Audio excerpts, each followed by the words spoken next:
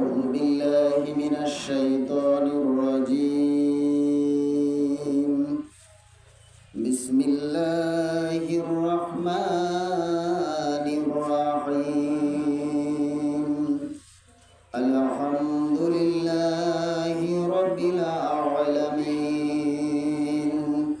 والصلاة والسلام على أشرف الأنبياء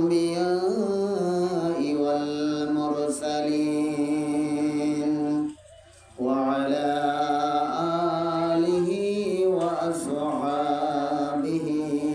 أجمعين فقد قال الله تعالى في كلامه المجيد وفرقانه الحميد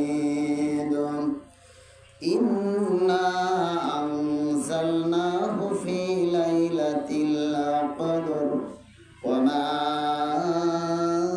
أدراك ما ليلة القدر ليلة القدر خير من ألف شهر আলহামদুলিল্লাহ সমস্ত প্রশংসা আল্লাহ তাআলার জন্য যে আল্লাহ তাবারক ওয়া তাআলা আমাদেরকে জুমা আমাদের উদ্দেশ্যে মসজিদে আসার সুযোগ করে দিয়েছেন। আমরা আল্লাহ তাআলার দরবারে শুকরিয়া জানাই আলহামদুলিল্লাহ। অতঃপর সালাত প্রেরণ করি শেষ নবী মুহাম্মদ রাসূলুল্লাহ সাল্লাল্লাহু আলাইহি ওয়াসাল্লামের উপর। বর্তমানে আমরা এমন একটি মাসের মধ্যে উপস্থিত আছি যেই মাসটি মুসলমানের জন্য অত্যন্ত বরকতময় মাস, রমজানুল মোবারক। আজকে 20 রোজা। রমজান মাস মুসলমানের কাছে বিভিন্নভাবে গুরুত্বপূর্ণ, নেকির দিক দিয়ে, কোরআন নাজিলের দিক দিয়ে, মর্যাদার দিক দিয়ে, সর্বদিক দিয়ে গুরুত্বপূর্ণ একটি মাস। আবার ইসলামের ইতিহাস থেকে আমরা একটা জিনিস বুঝতে পারি, এই রমজানুল মুবারক হলো বিজয়ের মাস। মুসলমানের জন্য গুরুত্বপূর্ণ 2টি বিজয় হয়েছে এই রমজানুল মুবারক। একটি হলো বদরের যুদ্ধ, 17ই রমজান শুক্রবারের দিন মুসলমানদের বিজয় হয়েছে। গুরুত্বপূর্ণ একটি দিন ছিল বদরের প্রান্তর। রমজানুল মুবারকে রোজা থেকে তারা বদরের প্রান্তরে অবস্থান করেছিল। আল্লাহ তাআলা রমজানুল মুবারকের 17ই রমজান শুক্রবার মুসলমানদের বিজয় দান করেছেন।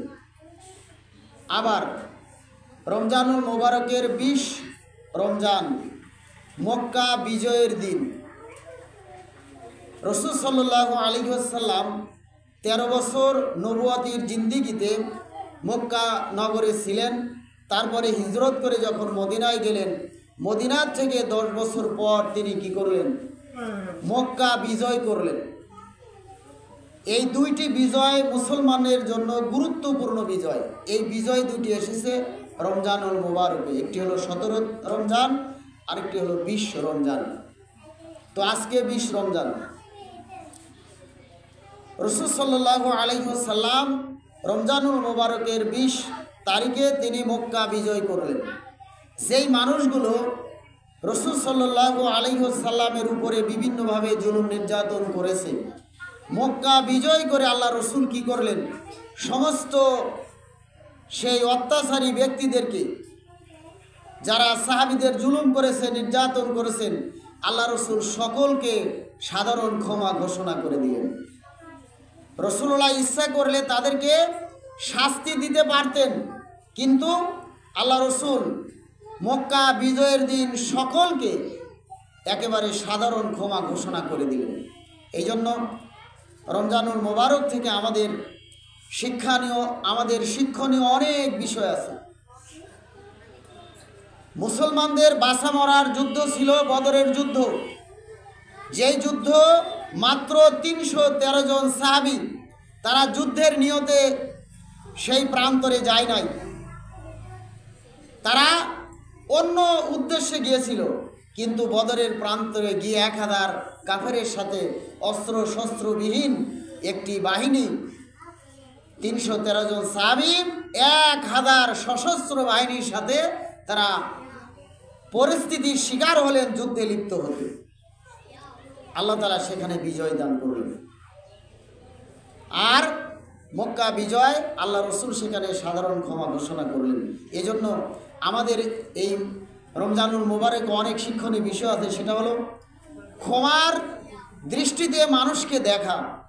একজন মানুষ ভুল ক্রমে অন্যায় করতে পারে, না বুঝে অন্যায় করতে পারে, আমার সাথে বেয়াদবি করতে পারে, খারাপ আচরণ করতে পারে, পরবর্তীতে অনুতপ্ত হতে পারে, যার কারণে রাসূল সাল্লাল্লাহু আলাইহি সাল্লাম সাধারণ ক্ষমা ঘোষণা করার পরে অনেক অমুসলিম মুসলমান হয়ে গেল। অনেক অমুসলিম। রাসূলুল্লাহ কঠোরতা অবলম্বন করেন নাই। এই জন্য রমজানুল মোবারক হলো বিজয়ের মাস। আমরা এই বিজয় থেকে অনেক কিছু শেখার চেষ্টা করব। আরেকটি বিষয় হলো রমজানুল মোবারকে আল্লাহ তাআলা আমাদেরকে কোরআন নাজিল করে দিয়েছেন। শাহরু রমাদানাল্লাযী উনজিলা ফিহিল কোরআন। আল্লাহ তাআলা সূরা বাকারার মধ্যে বলেছেন যে আমি কোরআন নাজিল করেছি রমজানুল মোবারকে। আর এই রমজানুল মোবারকের কোন দিনে আল্লাহ তাআলা কোরআন নাজিল করেছেন? সূরা কদরের মধ্যে আল্লাহ বলেছেন, 30 পারা সূরা কদর, আল্লাহ বলেছেন ইন্না আনজালনাহু ফি লাইলাতিল কদর। আমি এই কোরআনকে কদরের রাত্রিতে নাজিল করেছি। লাইলাতুল কদরি খায়রুম মিন আলফিশ শাহর। এই রাত কদরের রজনীটা হলো 1000 রাত্রির চাইতে উত্তম, বরকতময়, ভাগ্য রজনী।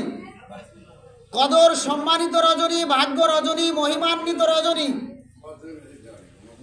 যেই রজনীতে মানুষের পরবর্তী বছরের ভাগ্য নির্ধারণ করা হয়, লিপিবদ্ধ করা হয়। তো আমরা এই রমজানুল মোবারকে মর্যাদা সম্পন্ন রজনীকে তালাশ করব। আল্লাহ রসুল বলেছেন রমজানুল মোবারকের শেষ 10 দিনে তোমরা লাইলাতুল কদর অর্থাৎ সম্মানিত রজনীকে তোমরা তালাশ করো। আল্লাহ রসুল আরো বলেছেন রমজানের শেষ 10 দিনের বিজোর রাত্রিতে তোমরা লাইলাতুল কদরকে তালাশ করো।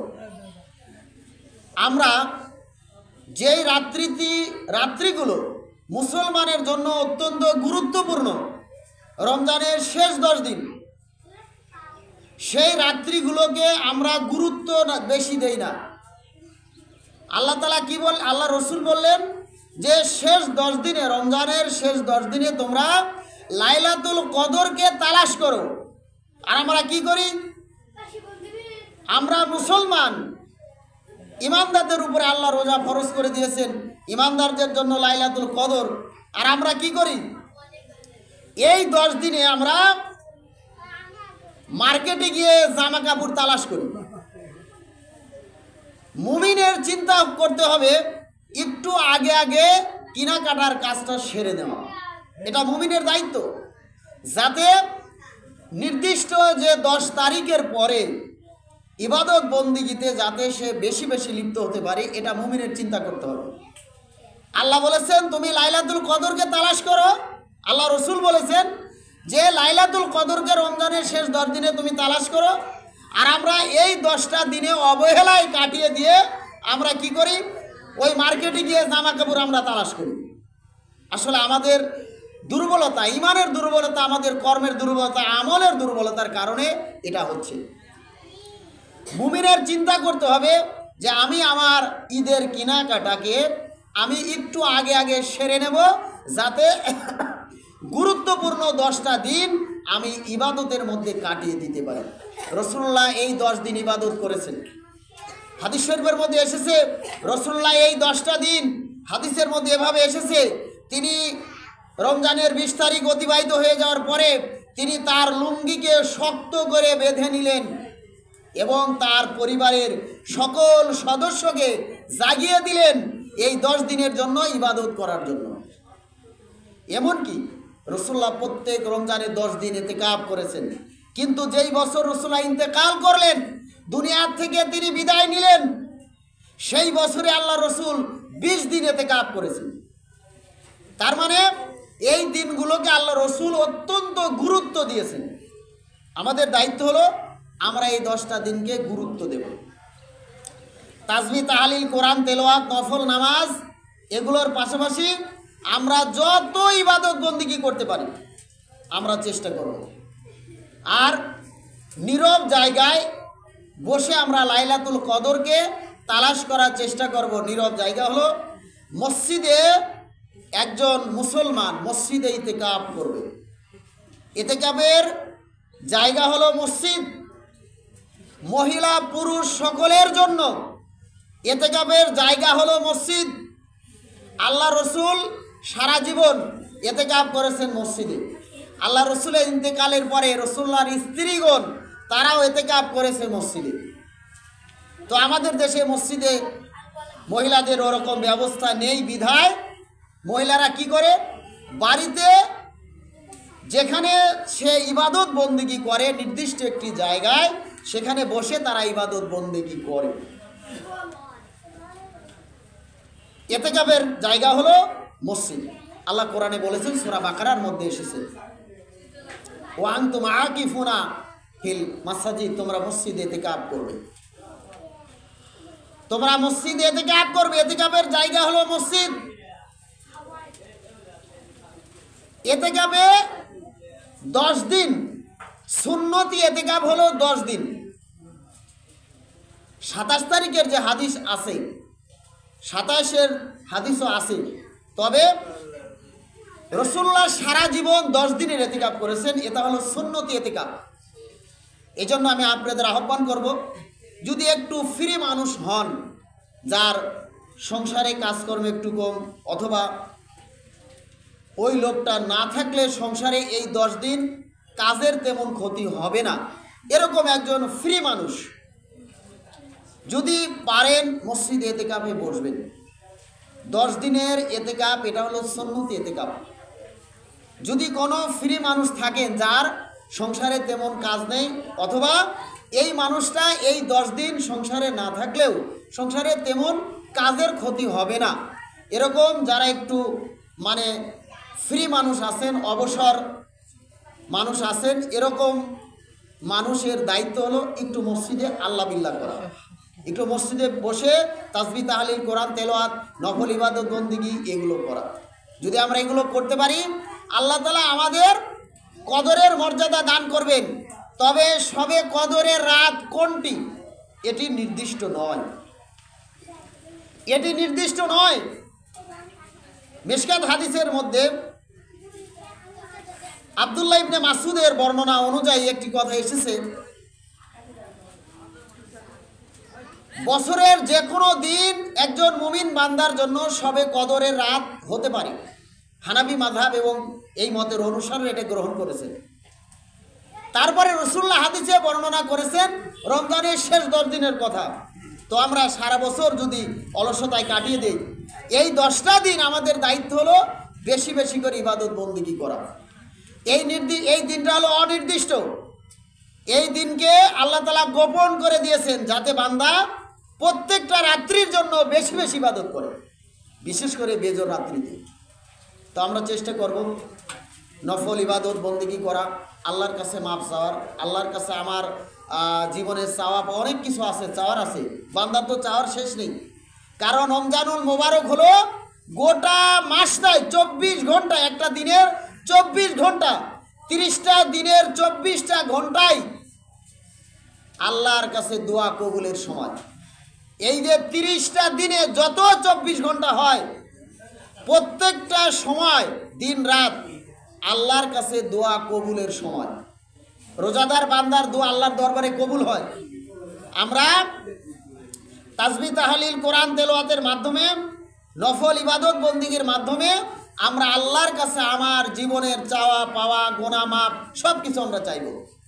হাদিস শরীফের মধ্যে এসেছে, বান্দাকে আল্লাহ তাআলা প্রত্যেকটা রাত্রিতে ডাকে, প্রত্যেকটা রাত্রিতে, শুধু কদরের রাত্রি নয়। যদি আপনার ভাগ্যে কদরের রাত এসে যায়, সেটা ভিন্ন জিনিস, কিন্তু প্রত্যেকটা রাত্রিতে যদি আমরা ইবাদতের মধ্যে কাটিয়ে দিই, আল্লাহ যেহেতু বান্দাকে ডাকে, আমরা আল্লাহর কাছে আমার জীবনের চাওয়া পাওয়া আশা আকাঙ্ক্ষা যেরকম অবস্থা আছে, আমরা বান্দা হিসেবে আল্লাহর কাছে আমরা চাইবো, আল্লাহ দিয়ে দিবে।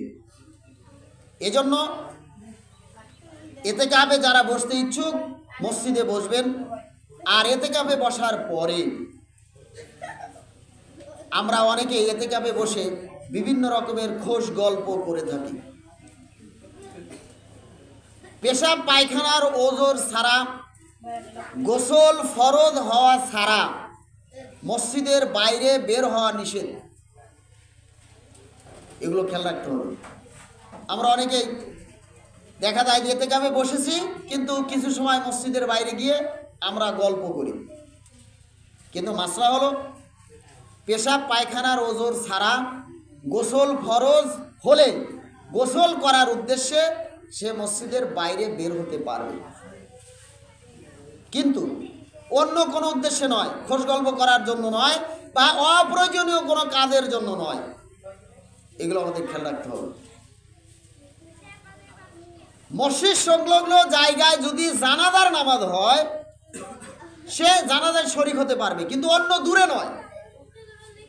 মসজিদ সংলগ্ন জায়গা, যেমন আমাদের একেবারে কাছে, এখানে একটা জানাজা যদি উপস্থিত হয়, আমরা জানাজায় শরীক হতে পারবো, একেবারে নিকটবর্তী। এগুলো আমাদের খেয়াল রাখতে হবে। এতেকাফে যারা বসবেন তারা শুধু তার চিন্তা থাকবে আল্লাহর দিকে। দোয়া, দরুদ, তাসবিহ, তাহলিল, কোরআন তেলাওয়াত, নফল ইবাদত। আর নফল ইবাদতের ক্ষেত্রে আমরা যে নামাজ আদায় করি, আমরা যে ইবাদত করি, নফল নামাজ, এই নামাজের মতোই স্বাভাবিকভাবে সূরা ফাতিহার সাথে যে সূরাটি আপনার মুখস্থ আছে সহজ লাগে, যে আয়াতটি মুখস্থ আছে সহজ লাগে, আপনি সেই আয়াত দিয়ে, সেই সূরা দিয়ে 2 রাকাত করে করে আপনি নামাজ আদায় করতে পারবেন। সূরা ফাতিহার পরে 10 বার ইখলাস পড়তে হবে, 20 বার সূরা ইখলাস পড়তে হবে, এরকম কোনো কথা নেই। অনেকে আছে সূরা কদর না জানলে লাইলাতুল কদর ইবাদত বন্দেগী করতে চায় না। না, আপনি সূরা কদর ছাড়াও যদি পারেন ভালো, না পারলে যে কোনো সূরা দিয়ে 2 রাকাত করে করে সূরা ফাতিহার সাথে আপনি 2 রাকাত যে কোনো সূরা বা যে কোনো আয়াত আপনি যেটা সহজ হয় সেটা লাগিয়ে আপনি নামাজ আদায় করতে পারবেন, কোনো সমস্যা নেই। এগুলো আমাদের খেয়াল রাখতে হবে। আমরা অনেকেই তো বিভিন্ন কুসংস্কারের মধ্যে লিপ্ত। এই যে রমজান মাস, অনেকে আমরা মনে করি রোজার নিয়ত জানি না, রোজা থাকবো না, আমরা তারাবির নিয়ত জানি না, তারাবি পড়বো না, এরকম না। মনের ইচ্ছা ইরাদাটাই হলো নিয়ত। এগুলো আমাদের খেয়াল রাখতে হবে। অনেক মানুষ বিভিন্ন জিনিস, এই যে অনেকে মনে করে তারাবির দোয়া জানি না, আমি তারাবি পড়বো না। না, আপনিও দোয়া না পড়লেও কোনো সমস্যা নেই। আপনি ওইখানে 3 বার সূরা ইখলাস পাঠ করেন, বা অন্য দোয়া দরুদ পড়েন, রাসূলুল্লাহর উপরে দরুদ শরীফ পড়েন, যা ইচ্ছা পড়েন, কোনো সমস্যা নাই। অথবা চুপও যদি থাকেন তবু সমস্যা নেই। কিন্তু নামাজ এই মাসে আল্লাহ তাআলা বেশি বেশি নামাজ আদায় করেছেন। রাসূলুল্লাহ হাদিস শরীফের মধ্যে বলেছেন, মান কামা লাইলাতুল কদরি ঈমানা ওয়া ইহতিসাবান গুফিরা লাহু মাতা কদ্দামা মিন জামবিহি। যেই ব্যক্তি কদরের রাত্রিতে, যেই ব্যক্তি ঈমান সহকারে সওয়াবের আশায় কদরের রাত্রিতে জেগে জেগে ইবাদত বন্দেগী করবে, আল্লাহ রাব্বুল আলামিন তার জীবনের গুনাহ খাতা মাফ করে দিবেন। আল্লাহ রাসূল বলেছেন, মান কামা রমাদানা, রমজানুল মোবারকের রাত্রিতে যেই ব্যক্তি জেগে জেগে ইবাদত বন্দেগী করবে, আল্লাহ তাআলা তার জীবনের গুনাহ মাফ করে দিবেন। তো আমরা রমজানুল মোবারকে বেশি বেশি ইবাদত বন্দেগী করব, রাত জেগে জেগে, কদরের রাত্রিতে জেগে জেগে আমরা ইবাদত বন্দেগী করব, আল্লাহ তাআলা আমাদের জীবনের গুনাহ মাফ করে দিবে। এজন্য কদরের রাত, কদরের রজনী অত্যন্ত মহিমান্বিত রজনী, সম্মানিত রজনী। এই রজনীতে আমরা অবহেলায় কেউ কাটিয়ে দেব না, কেউ কাটিয়ে দেব না। আর আমি আবারও বলছি, যারা ফ্রি মানুষ, সংসারে না থাকলে হয়তো তেমন ক্ষতি হবে না এরকম মানুষ, একটু মসজিদে এতেকাফে বসার চেষ্টা করবেন আল্লাহ বিল্লাহ করার জন্য। আর যারা কর্মজীবী মানুষ, সারাদিন পরিশ্রম করার পরেও আপনি রাত্রিতে ইবাদতের মাত্রাটাকে একটু বাড়িয়ে দিবেন, অন্যদিন যেভাবে করেন তার চাইতে একটু বাড়িয়ে দেবেন, আল্লাহ তাআলা গুনাহ মাফ করে দেবে। ইবাদত করলেই গুনাহ মাফ হবে। আল্লাহ তাআলা কোরআনে বলেছেন যে নেকির কাজ মন্দ কাজকে দূরীভূত করে দেয়। তো আপনি যদি গুনার কাজ করে থাকেন, সাথে সাথে যদি ভালো কাজ করেন, নেকির কাজ করেন, পুণ্যের কাজ করেন, এই পুণ্যের কাজ করার কারণে গুনাহ আল্লাহ তাআলা অটো মাফ করে দেবে। এই জন্য আমরা চেষ্টা করব বেশি বেশি তাসবিহ তাহলিল পাঠ করার কদরের রজনীতে। আরেকটি বিষয় হলো রমজানুল মোবারক। এই মাসে আমরা অনেকেই জাকাত দিয়ে থাকি। সংক্ষিপ্ত কথা, আমরা এই মাসে অনেকেই জাকাত দিয়ে থাকি। তো জাকাত যাদের উপরে ফরজ আপনারা আদায় করে দেবেন।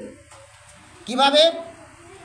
একজন মানুষের নেশাব পরিমাণ সম্পদ যদি থাকে, অর্থাৎ সারা বছর তার সংসারের প্রয়োজন মেটানোর পরে যদি 7.5 ভরি বা 7.5 তোলা সোনার সমপরিমাণ অর্থ, অথবা 7.5 ভরি সোনা, অথবা 52 ভরি বা 52 তোলা 52.5 তোলা রূপা, এরকম অর্থ বা রূপা যদি কারো ঘরে থাকে, অথবা সোনা রূপা মিলে 52.5 তোলা রূপার সমপরিমাণ অর্থ কারো ব্যক্তির ঘরে থাকে, 1 বছর থাকে, সমস্ত প্রয়োজন মেটানোর পরে, 1 বছরের তার যত প্রয়োজন আছে সমস্ত প্রয়োজন মেটানোর পরে, ঋণ পান শোধ করার পরে, সমস্ত ঋণ পরিশোধ করার পরে যদি এরকম নিসাব পরিমাণ অর্থ কোনো ব্যক্তির হাতে থাকে, ওই ব্যক্তির জন্য শতকরা 2.5 টাকা হারে তাকে জাকাত দিতে হবে।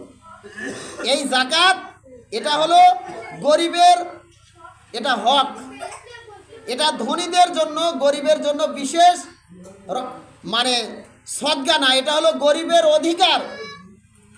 কোনো ব্যক্তির উপরে যদি জাকাত ফরজ হয়, ওই ব্যক্তি যদি গরিবের হক আদায় না করে, এটা তার জন্য ভক্ষণ করা হারাম হবে। এটা গরিবের হক। এজন্য আমরা যদিও রমজানুল মোবারকে দিয়ে থাকি, তারপরেও জাকাত ফরজ হওয়ার জন্য আপনার সম্পদ 1 বছর থাকতে হবে। 1 বছর আপনার কাছে থাকতে হবে, 1 বছরের আগে নয়। 1 বছর থাকতে হবে, 1 বছর থাকলে আপনি জাকাত দিতে পারবেন। তবে ঋণগ্রস্ত ব্যক্তির খেয়াল রাখতে হবে, ঋণ পরিশোধ করার পরে এটা দেবেন। ঋণ পরিশোধ করার পরে আপনার নেশাব পরিমাণ অর্থ আর থাকলো না, তাহলে হলো না। ঋণ পরিশোধ করার পরে, আপনার সংসারে প্রয়োজন মেটানোর পরে, সব কিছু করার পরে 1 বছর অতিবাহিত হয়ে যাওয়ার পরে নিসাব পরিমাণ অর্থ যদি আপনার কাছে থাকে, তাহলে জাকাত দিতে হবে। এটা ফরজ। আল্লাহ কোরআনে বলেছেন, ও আকিমুস সালাত ওয়া আতুজ যাকাত, তোমরা নামাজ কায়েম করো, জাকাত আদায় করো। তো যারা জাকাত দিতে, যাদের জন্য, যাদের উপরে জাকাত ফরজ হয়েছে, তারা আদায় করে দেবেন। এটা ফরজ কাজ, এটা আদায় করতে হবে। গরুর জাকাত আছে, উটের জাকাত আছে, ছাগলের জাকাত আছে, মাছগুলো আপনারা জেনে নেবেন। আবার ফসলেরও জাকাত আছে, ফসলের জাকাত আছে, যাকে বলা হয় ওশর। ফসল কাটার সাথে সাথে ফসলের জাকাত আদায় করতে হয়। এর জন্য 1 বছর পূর্ণ হওয়ার দরকার নেই। আপনি যখন ফসল কাটবেন, ফসলের জাকাত হলো, যদি আপনার সেচের পানি দ্বারা ফসল উৎপাদিত হয়, তাহলে 20 ভাগের 1 ভাগ, 20 ভাগের 1 ভাগ। আর যদি বৃষ্টির পানিতে আপনার কোনো খরচ তেমন হয় নাই, বৃষ্টির পানি, এর জন্য আপনার খরচ হয় নাই, এই সময় আপনাকে ফসল কাটার পরে 10 ভাগের 1 ভাগ জাকাত দিতে হবে। ফসলেরও জাকাত আছে, আবার অর্থ সম্পদেরও জাকাত আছে। তো আপনার যাদের উপরে জাকাত ফরজ, জাকাতগুলো আদায় করে দিবেন। যদি আদায় না করেন, কিয়ামতের ময়দানে আল্লাহর কাছে আমরা, যাদের উপরে জাকাত ফরজ তারা ধরা খাবে। আল্লাহ তাআলা কোরআনে বলেছেন, সূরা তওবার 34 এবং 35 নম্বর আয়াতের মধ্যে বলেছেন, যারা জাকাত দেবে না, এই সম্পদ জাহান্নামে, এই সম্পদ কি করবে? তার সম্পদকে আল্লাহ তাআলা জাহান্নামের গিয়ে, এই মানুষ যখন জাকাত দেবে না, জাহান্নামে গিয়ে তার কপালে, তার পৃষ্ঠদেশে, তার শরীরের বিভিন্ন জায়গায় আগুনের সেক দেওয়া হবে। আর বলা হবে, এটা তোমার গচ্ছিত সম্পদ। হাদিসের মধ্যে এসেছে যে ওই সম্পদগুলো বলবে, আমি তোমার গচ্ছিত সম্পদ, আমাকে গরিব মানুষের উদ্দেশ্যে দেও নাই, তারা বলবে। আর জাকাত আদায়ের 8টি খাত আছে। সূরা তওবার 60 নম্বর আয়াতের মধ্যে 8টি খাতের কথা আল্লাহ তাআলা আলোচনা করেছেন। গরিবকে দিবেন, মিসকিনকে দিবেন, ঋণগ্রস্ত ব্যক্তিকে দিবেন, নমুসলিমকে দিবেন, তারপরে মুসাফিরকে দিবেন, তারপরে দাস মুক্তিতে দেবেন, তারপরে আল্লাহর পথে জাকাত আদায় করে দিতে হবে। 8টি খাতের কথা আল্লাহ তাআলা বলেছেন। আপনারা সূরা তওবার 60 নম্বর আয়াতটা পড়ে নেবেন, এখানে 8টি খাতের কথা বলা আছে। তো অনেক মানুষ আছে ঋণগ্রস্ত, যদি আপনি জানতে পারেন যে এই লোকটা ঋণগ্রস্ত, আপনি ঋণ পরিশোধের ব্যবস্থা করে দেবেন, এটা ভালো একটি উদ্যোগ। আরেকটি বিষয় হলো জাকাত আদায়ের মূল লক্ষ্য হলো দারিদ্র্য বিমোচন। মনে করেন আপনার 1 লক্ষ টাকা হয়েছে জাকাতের, আপনি চেষ্টা করবেন আমি কিভাবে দারিদ্র্যকে মোচন করব। আপনার মহল্লায় চেষ্টা করবেন যে এই মহল্লায় 5 জন গরিব আছে বা 10 জন গরিব আছে, আপনি টার্গেট নেবেন যে আমি 1 লক্ষ টাকা এবছর একজনকে দিব, অথবা 1 লক্ষ টাকা 2 জনকে ভাগ করে দেব। তাহলে এই লোকের একটা অ্যামাউন্ট হবে, পরবর্তী বছর এই লোকটার জাকাত খাওয়ার জন্য আপনার কাছে আসবে না। আমরা কি করি, 1 লক্ষ টাকা জাকাত হলে 1000 করে 100 জনকে দেই, তাতে কারোর কোনো উপকার হয় না। এজন্য আমরা চেষ্টা করব জাকাতের মূল লক্ষ্য হলো দারিদ্র্য বিমোচন। যেভাবে দরিদ্রকে মোচন করা যায় আমরা সেইভাবে জাকাতের অর্থগুলো আদায় করে দেব। আল্লাহ রাব্বুল আলামিন আমাদের সবাইকে কোরআন এবং হাদিস বুঝে আমল করা তৌফিক দান করুন। সকলে বলুন আমিন। সুবহানাকা আল্লাহুম্মা ওয়া বিহামদিকা আশহাদু আল্লা ইলাহা ইল্লা আনতা আস্তাগফিরুকা ওয়া আতুবু ইলাইক।